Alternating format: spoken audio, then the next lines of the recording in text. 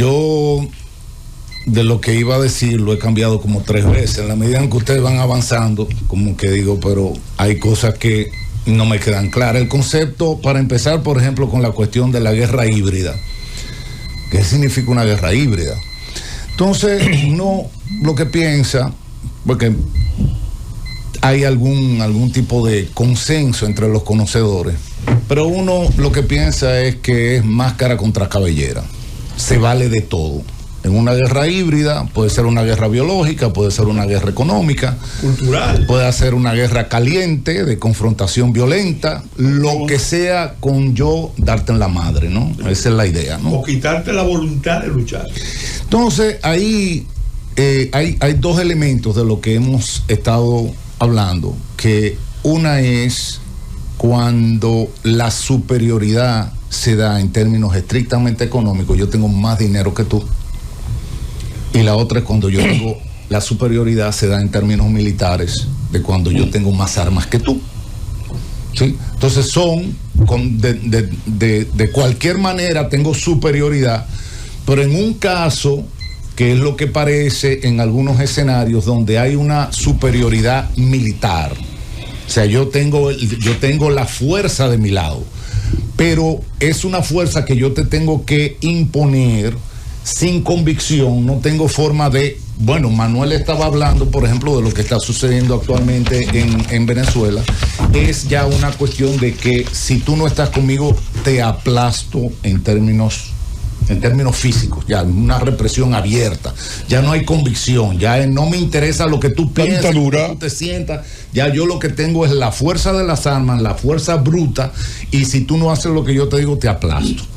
Hay que ver que eso que se da incluso a nivel barrial, siempre me gusta porque la gente lo entiende mejor y hasta yo lo visualizo mejor yo mismo, como cuando uno estaba en el colegio. Porque yo, por ejemplo, era solo, pero siempre había un necio amigo del curso, pero él tenía un hermano que era grande. Entonces el problema con el conflicto con el compañero necio es que si tú, como uno decía antes, si tú te embrujabas con él, entonces él te traía el hermano. Entonces ahí había un tema, entonces tú tenías que negociar, al mangalzón, ver cómo yo. Entonces, en esto nosotros estamos hablando de los pesos pesados y súper pesados, ¿verdad? Cuando más somos de la categoría mosca. O en la República Dominicana, yo creo que, guardando las distancias, ¿verdad? Y llegamos a mosca. Bueno, no sé si hay una categoría inferior, pero nosotros estamos discutiendo, ¿verdad? O sea, ese pleito entre los grandes, entre los pesados. Y hay otro elemento, que es que tenemos una tendencia natural al maniqueísmo. O sea, siempre con la persona que nosotros, en algún plano, nosotros estamos en desacuerdo, nosotros lo tildamos de malo. O sea, entonces es un pleito entre nosotros los buenos, porque obviamente nosotros siempre vamos a estar del lado de los buenos, y los que nos adversan, que son los malos. De ahí, por ejemplo, lo que decía... ¿Usted se refiere a Kamala? Manuel. A Kamala. Pellegrín te ha cogido con esa. Sí, no, pero mira, lo que dice Pellegrín es exactamente lo que yo estoy planteando. Los demócratas, o sea, cuando uno hace un buen ejercicio de imparcialidad, que siempre es difícil, ¿no? Pero cuando uno dice, bueno, eso es un pleito entre los gringos, déjame hablar yo tengo amigos de ambos lados, tú hablas con un demócrata y obviamente el demonio es Trump. Y te argumentan y tienen argumentos poderosos, valederos, de que no, el demonio es Trump, los republicanos, que son los más conservadores, que son las personas más racistas, que son las personas que tienen realmente el gran capital, son del lado republicano, y los demócratas lo ven como que ellos son los libertarios. No es verdad. Bueno, pero los capitales están del otro lado. Bueno, el capital no tiene ideología, el capital es interés. Pero yo te estoy hablando de la opinión del común de la gente. Entonces, de este lado, ¿qué? ¿Y cuáles son los que invaden? Son los del movimiento woke, los del movimiento LGTB, el movimiento hippie, todo ese tipo. Entonces tú te cruzas al otro lado y entonces los malos son los demócratas. El Y otro eso lado defienden la vida, defienden es otras correcto. cosas. Entonces, eso sucede siempre. O sea, cuando nosotros estamos en un contexto de gente de izquierda, pues obviamente la gente de derecha son los demonios. Cuando estamos en un ambiente de derecha, pues entonces los términos se invierten. Entonces ahí hay que ser un poquito, vuelvo y digo, hay que Hay que ser bisexual. De izquierda y de derecha al mismo tiempo. Parece que te gustó la idea. No, yo no. Yo no soy de izquierda, pero al final de cuentas, no es lo que pasa, Manuel, es que el conflicto en gran medida viene cuando uno no se da el tiempo para escuchar y comprender las razones de que él es el adversario. Y ahí engancho con lo que era el primer punto, Cuba. Dicen por ahí y que hacia atrás todo el mundo es 2020. 2020 es la medida que le hacen a uno de la vista, de la precisión de la vista. Y 2020 es cuando tú estás perfecto. Entonces lo que se dice es hacia atrás, hacia el pasado, todo el mundo es 2020. Porque yo sabía, desde la familia, que tú le dijiste a tu hija, yo te dije que no te casaras con ese muchacho. Pero tú, después, ¿qué pasa? Entonces, claro, yo sabía, no, usted no sabía. Y si sale bueno el muchacho. Ahí se te olvida. Entonces, todo el mundo. Yo te digo. Todo el mundo sabía. Creo que Winston Churchill era que decía que quien no es de izquierda antes de los 20 años es porque no tiene corazón. Ortega y Gasset. Era Ortega y Gasset. No, decía Churchill. Y quien lo es después de los 40 no tiene cerebro. Sí. Entonces, ¿qué pasa? Que esta Cuba de la que hablamos hoy, si nosotros nos transportamos a la década de los 60, Cuba era la liberación de América Latina. Todo el mundo era el David latinoamericano. Cuba fue esa pequeña isla, logró colocar a América Latina completa en el mapa. Así es. Así es. Entonces, obviamente, ¿por qué digo Como que digo Martí, nos casaron con la mentira y nos obligaron a vivir con ella. Pero antes la Revolución Mexicana había puesto a América Latina en el mapa. No como Cuba. No como Cuba, porque Cuba era un elemento asociado a una potencia mundial. perfecto. Claro. O sea, era el país diminuto, el pigmeo que había confrontado y había vencido a Goliat, que era el imperio. Y además la propaganda, territorio libre de América, el único lugar donde hay que escapar enfrentando a los tiburones. Lo que pasa es que vuelvo y planteo. Hay personas que piensan, me viene a la mente un colega Territorio libre de América. entiende que una isla cárcel. Los norteamericanos son los malos y que los chinos son los buenos. Entonces yo le digo, todo el mundo hace propaganda. O sea, todo el que tiene una empresa hace propaganda. Osvaldo, es que hay valores. Los productos más malos tienen su propaganda. Entonces queda de cada quien descifrar, ¿verdad? Descifrar cuáles, por ejemplo, siempre se habla del interés privado y personal, porque se supone que la gente no tenga interés o que el verdadero interés es el desinterés, lo cual es un disparate. Personal de su persona, dicen los campesinos. Es un disparate. Cuando nosotros hablamos del bien común, nosotros lo que estamos hablando es algo que es beneficioso para todo el mundo, pero es beneficioso. Y el beneficio, la utilidad se siente a nivel personal. Es decir, no hay una cabeza común. Nosotros cada uno tiene una cabeza y en conjunto entonces tenemos un sentimiento compartido.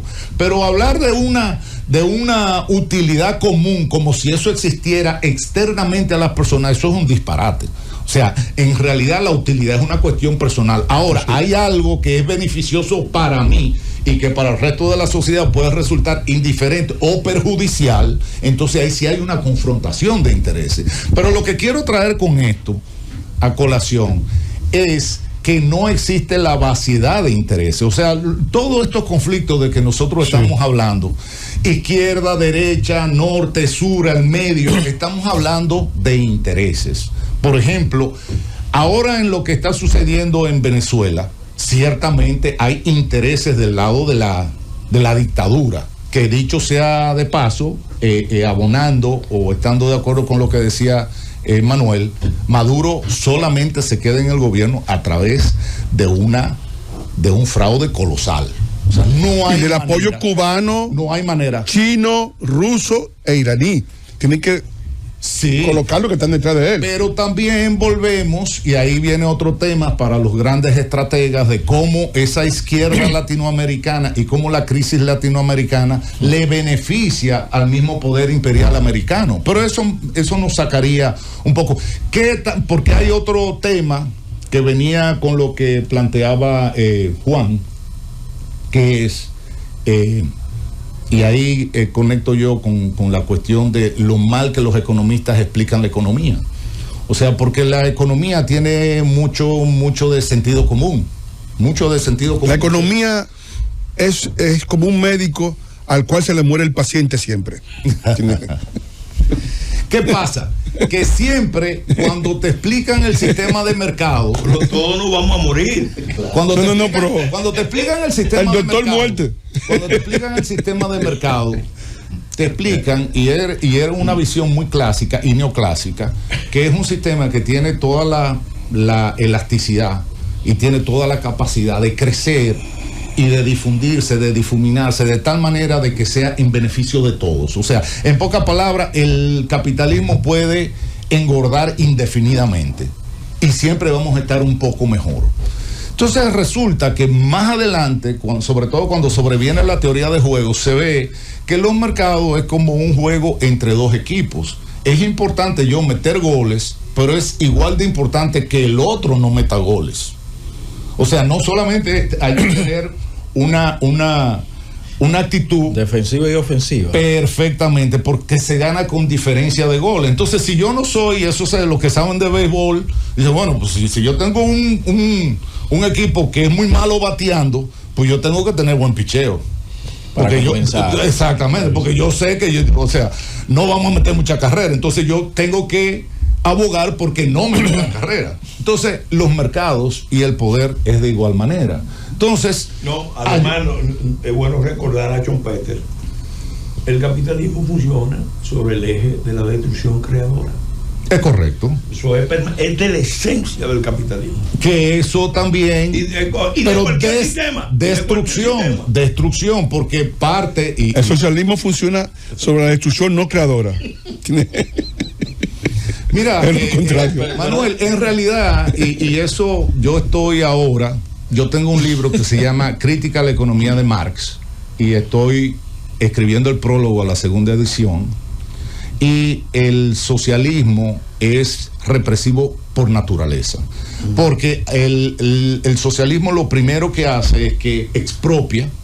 En la medida en que expropia, hace que el Estado sea el propietario, y decir que el Estado es el propietario es decir que nadie es el propietario. Bueno, es lo mismo, no la nomenclatura que gobierna. Óyeme, no hay que ir muy lejos, nada más nosotros tenemos que ver los parques en la ciudad de Santo Domingo, que son de todos. Tú vas al parque, tú lo encuentras sucio, tú lo encuentras ¿por qué? Porque es público.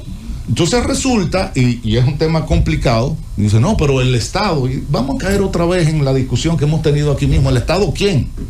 O sea, al final de cuentas, no, el ayuntamiento, y el ayuntamiento te dice, no, el Intran, y el Intran la pelota no, caliente. Que no sé qué, y al se final, pasa en el balón. Resulta que nadie. Pues eso mismo que pasa con el parque, porque resulta que, por ejemplo, en Venezuela, el mismo socialismo ha destruido a PDVSA, que son, o sea, hay empresas que son difíciles de quebrar. Aquí había una también, que era difícil de quebrar, y la quebraron. El de oro. Exactamente. Y la que tú dices, ¿cómo? Bueno, la quebraron. Sí. Bueno, resulta que entonces, ¿qué pasa? Cuando no hay producción, obviamente, la distribución se hace exigua, porque ¿qué es lo que vamos a repartir? No tenemos para nosotros repartir lo que sea, primero lo tenemos que tener.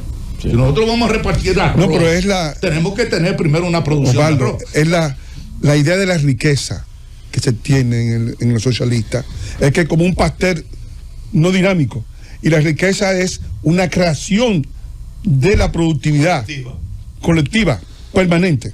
Entonces, el tema es que tú tienes que tener primero, tú tienes que producir, pero para producir, y creo que lo dije aquí, y está en el prólogo, se necesita disposición de recursos de todo tipo, recursos objetivos y recursos capital humano, gente, ¿sí? Se necesita organización. Entonces, cuando una organización es horizontal, no es una jerarquía. Eso incluye el régimen de incentivo y desincentivo. Ahí viene el otro elemento que son los incentivos. Entonces, ¿qué pasa? Cuando si nosotros aquí, dicen por ahí los estudiosos de la administración de empresas, que un camello es un caballo diseñado por un comité. ¿Por qué? Porque entonces todo el mundo da una opinión, y al final un caballo, pues salió un camello. Bueno, ahí se va. Eso fue lo que determinó.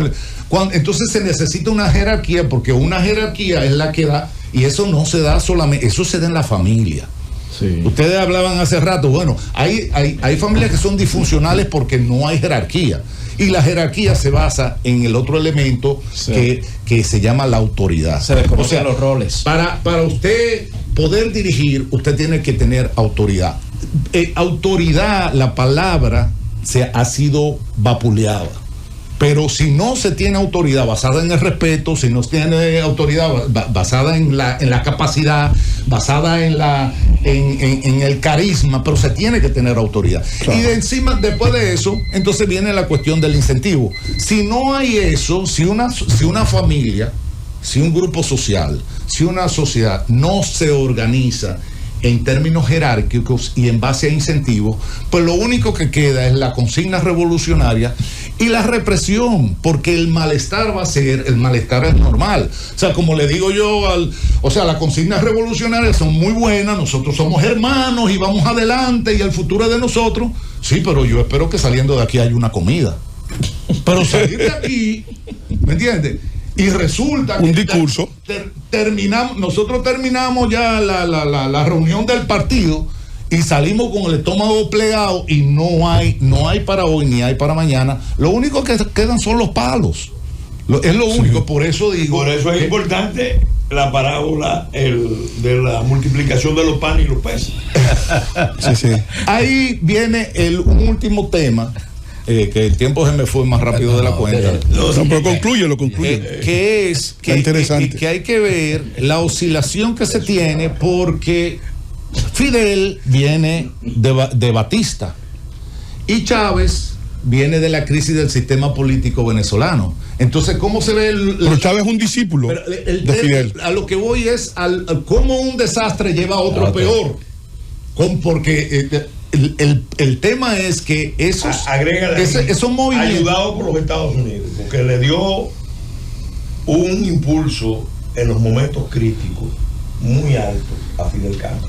Bueno, es que y ahí volvemos. Se dejó engañar por un pico de oro. ¿Los gringos son los buenos o son los malos? Los gringos se dejaron engañar por un pico de oro. Exactamente. El tema es que los gringos son las dos cosas. O sea, ellos son buenos si en un momento determinado son nuestros aliados, y son los malos si en un momento determinado. Winston Churchill decía que Estados Unidos era muy importante para el mundo, que era una potencia que ayudaba al orden mundial y que normalmente aceptaba, pero después de haber intentado todas las demás opciones. Sí. Entonces, un ultimito así, que debía haber sido el centro, que era la cuestión de Haití. Sí. Entonces volvemos y caemos en la cuestión de las denominaciones y de la geopolítica, y que entonces Haití tiene un nuevo gobierno y tiene un representante, pero es que eso es intrascendente.